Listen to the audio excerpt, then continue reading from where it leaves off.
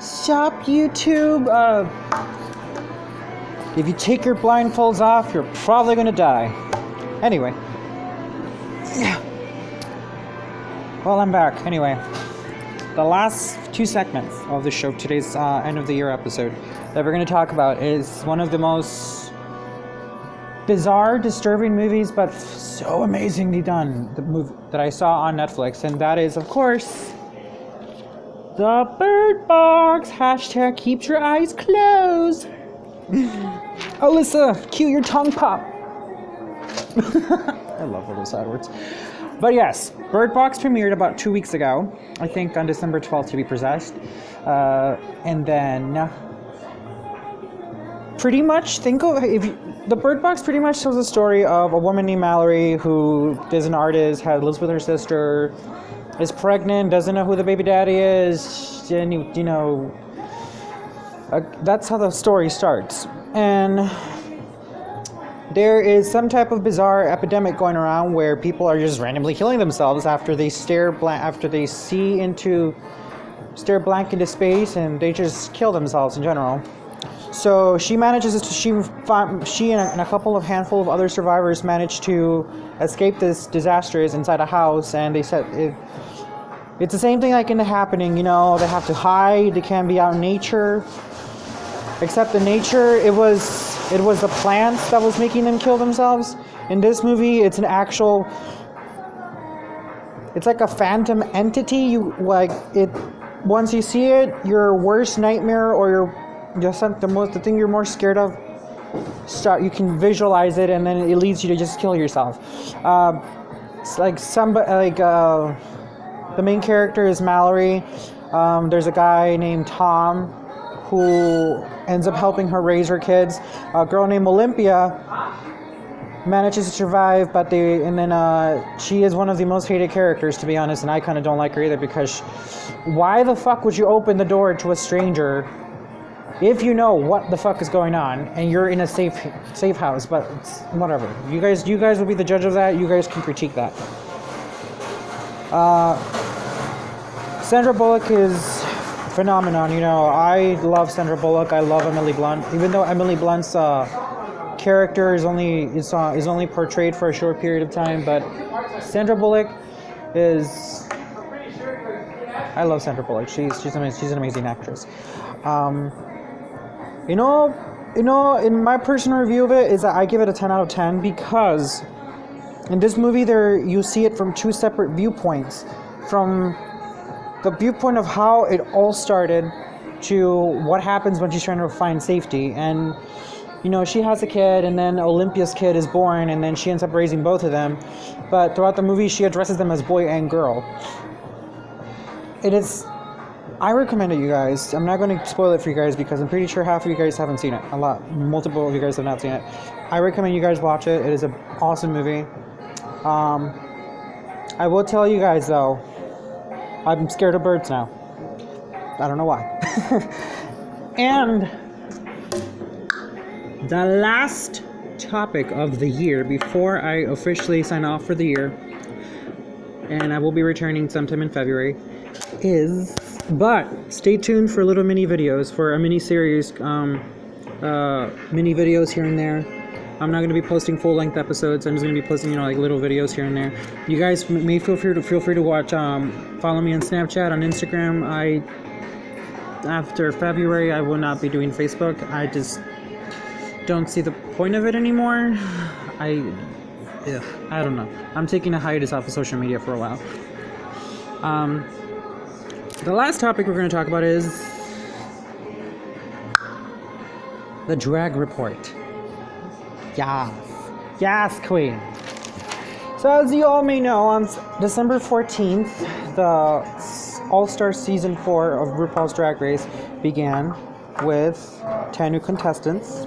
2 episodes, well, technically after today, 3 episodes have gone by. I've already felt that I already scratched them all off. Jasmine Masters, Gia Gunn, and Pheromone they're gone. Anyway, Gia Gunn. Let's talk about that. In season 6, you know, she was quite the character. She was shady, but you know, she was a good contestant. And then, you know, she knew she came out as trans. You know, she went through her transition. I love and support her. I support my trans community. And you know, she is a beautiful, well redefined woman. She's pretty. But in this season of All Stars, I'm not sure if she really was just playing a villain character, or she's really that much of a bitch. Whatever. There's a part in episode 2 where the teams are split into 2 teams, and well, let me tell you guys. Let me just give you the nutshell. On a normal season of RuPaul's Drag Race, you know, the 2 bottom queens have to lip sync for their lives, and RuPaul decides who stays, who goes. In All Stars, All Stars 1, honestly, I'm not even sure why the fuck All Stars 1 even happened. Technically, All Stars 2 was the real All Stars 1. All Stars 1 was just like an after-school special, just designed for no fun at all. And that's my personal review. No tea, no shade. But All Stars 1, even I know it was a mess. Sorry, not sorry. But RuPaul, you, my friend, are a legend. I love you though. But, Henny, really? Anyway, back to All Stars. So pretty much, RuPaul introduced a new type of gameplay, if you per se. It's when instead of he's only RuPaul's, to quote RuPaul, I will only be rewarding success, and the lip syncs will be for your legacy. And then we find out in All Stars 2 that the queens get to eliminate each other. The top 2 queens lip sync for their lives, and the bottom queens, and then the winner of the lip sync for your legacy gets to eliminate someone home. It's interesting. All Stars 2 was very well constructed. All Stars 3 was a huge what the fuck, and All Stars 4 is going the same route as fucking All Stars 3. It seems like it's written for a certain queen to win, and it kind of makes me wonder, how bloody is this season gonna get? Because the first 3 episodes was just, as to quote the headline for the show, the tip of the iceberg. Shit's gonna go down. So, Jasmine Masters, she had something to say, Pheromone, and Gia Gunn, whatever. But Gia Gunn did something very odd, you know. What was I saying? So, like, Gia Gunn basically interrupted a conversation between I believe it was Trinity Taylor and Pheromone. No, sorry. Monet X Change and Pheromone were talking. Pheromone was trying to plead her case as to why she should not get sent home. And because Gia and Pheromone have previous beef or something, Gia Gunn did the most disrespectful thing, which was to get up and interrupt that conversation. And I personally think it was a manipulation tactic. Her words were, "I don't want to have this on my conscience." That's what I picked up from it. And to be honest, Gia, no, that was no. Sorry, but just no. And to make matters worse, the fact that you did not do research on a proper Snatch Game character was also a huge what the fuck. I was kind of rooting for you. I thought you were gonna bring it, but I was disappointed, and I was rooting for you. I'm still, regardless of whatever the fuck happens after the season, I still love you, and I'm still a big fan of yours. But All Stars, I'm not sure if it was wrongly edited to make you look bad, or if that was your true nature, or you were actually showing your true colors. It's made me really question you as a person. I hope that wasn't the real you. I don't know you personally, I'm just a fan. But if that was the real you, dude, I'm sorry, Gia. If that was the real you, Gia, I have lost respect for you. But if that was just a villain of it, I know it's live TV, but if that's how they chose to edit you, then you know what? I guess that's show business or whatever. I don't fucking know, but that's just my take on it. To be honest, this season of All Stars is kind of like a really odd one, and I'm not even sure why they have All Star seasons going off now, like one after the other, when All Stars should be a competition held every 2 to 3 years until good, strong contestants are prepared to really bring it. Because I feel like the whole series is scripted. It looks fake. It just looks like it looks like it's like RuPaul doesn't even have it kind of looks like RuPaul doesn't even have control over his own show anymore. It's like the producers are controlling everything. That's how I kind of see it. Throw shade at me, insult me, call me, tell me I don't fucking know what the fuck I'm talking about. I'm just expressing my opinion, you guys, so don't fucking attack me like that. I'm just telling you how I kind of see it. I'm just a viewer like you, and I'm also a fan. I love all the queens, but Gia Gunn's attitude was kind of questionable, and the fact that she interrupted Farrah Moan and Monet while they were talking, while Farrah Moan was trying to plead her case, is just disrespectful. And Farrah Moan, I really feel for you. Honestly, I would have loved to really see you compete. I really wanted to see you, keep going. So in your season, you brought it, but you were sent home, and then this was your second chance to really prove yourself. And I feel that maybe you weren't given that chance. But it's whatever. My hopes for the season is that we actually see fair gameplay, like actual fair gameplay. Because, like I told you guys, this is just my opinion. It looks like the whole fucking series is scripted for one specific person to win, and I'm not going to tell you guys that because I don't need to start an uproar. Now that I offered my 50 cents on All Stars 4, I'm really rooting for Trinity, Naomi, and Valentina. Those are my top three. My other top three contestants would have been, my alternate top three were Latrice, Manila, and Valentina.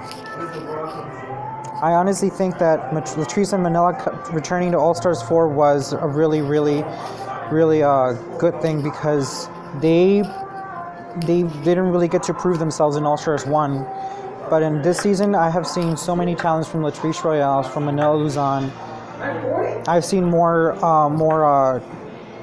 talent. This season was a parade of talent, and I'm living for it. But like I said, I still feel the show is written for somebody to win, and it's not right. Honestly, it makes me question RuPaul. It makes me question, does RuPaul even have control of the show anymore? Come at me any way you want. I really don't care. I'm just expressing my opinion. That's just my 20 cents on that, 15 cents, whatever the fuck you guys want to call it. You all have your opinions on it, so if you guys have a different take on it, feel free to comment below.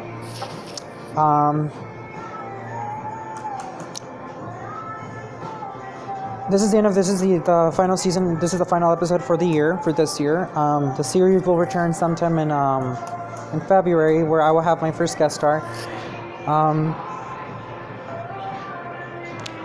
I leave you guys with this.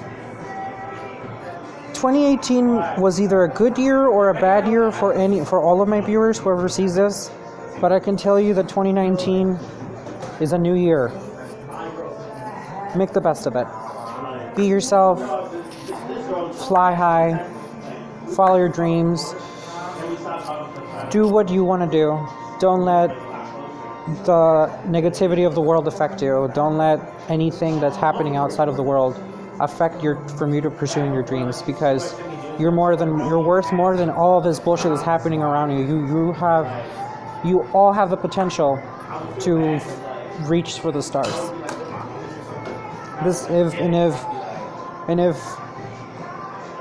If I can offer words of advice, I say always love yourself. Because like RuPaul says, if you can't love yourself, how the hell are you going to love somebody else? And that's how I leave you guys with that. I apologize that my review for the All-Star Season 4 was kind of disrespectful, but that's how I feel. I'm sorry. I'm not going to, that's my opinion. You really can retract an opinion. I challenge everyone to truly be open-minded in the year and explore, research, educate yourselves on anything around you, because like a smart person once told me, we do not live in a vacuum. And that was my freshman history teacher, Miss Jacqueline Roach. She told me one time, we do not live in a vacuum, Edgar. Like, you need to be able to look around you. And what I took from that is that you need to be able to look around you, know your surroundings, like, be able to know what's happening. There's so much shit out there, you guys. I say the best weapon you have is knowledge. To be honest, all the fun facts that I posted in the episode 8, I actually spent 2 days researching it. And all the links are there so you guys can actually find it. And you learn something else. You learn something new. You know, learning new things is always a good thing. And I encourage you guys to really learn something new. You'll be surprised what you can learn from taking a chance on learning something new. Well, you guys, this was my last post for the year. I hope you guys have a magical Happy New Year. Happy New Year to everybody. Happy New Year to to our military men and women who are out there. Happy New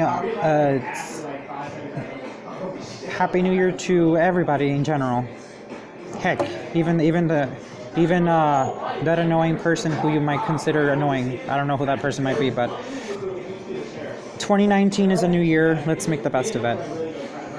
This year was just beyond bizarre, and 2019, it's going to be a new year.